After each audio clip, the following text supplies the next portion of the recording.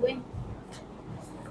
और कभी हमारा जमशेदपुर एक सुरक्षित, अनुशासित, शांति, भाईचारा के साथ रहने वाला औद्योगिक क्षेत्र के नाम से जाना जाता था।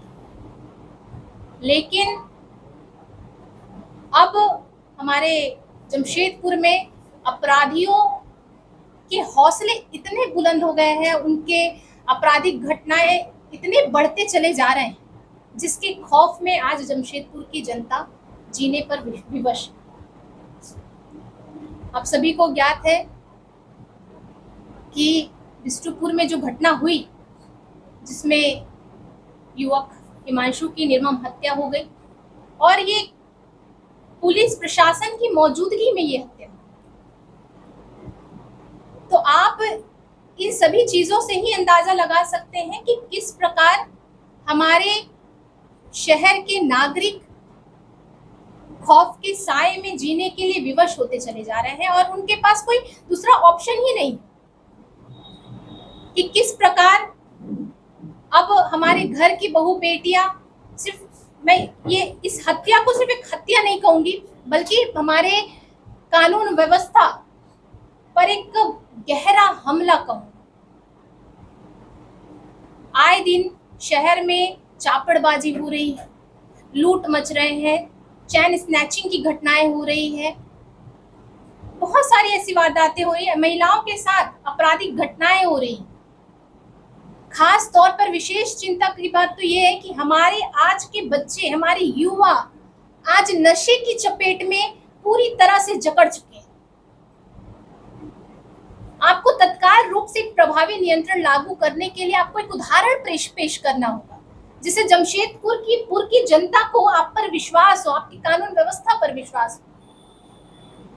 हमारे आदरणीय प्रदेश अध्यक्ष श्री आदित्य साहू जी ने सोशल मीडिया के माध्यम से और प्रेस के माध्यम से सभी से साझा किया है कि हम आज संध्या जिले के हर एक मंडल में मशाल जुलूस निकाला जाएगा।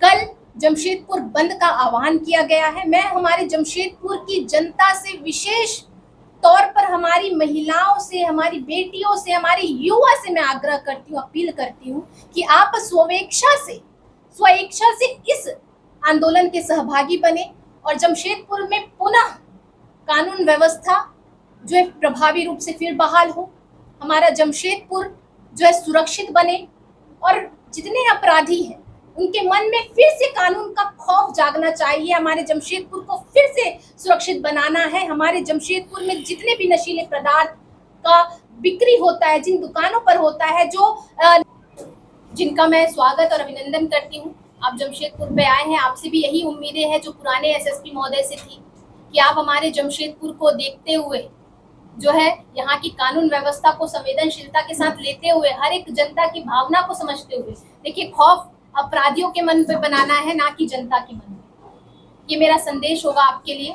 क्योंकि आपके आगे साथ ही बिरसा नगर में हमारे चापड़बाजी की घटना फिर से हो गई।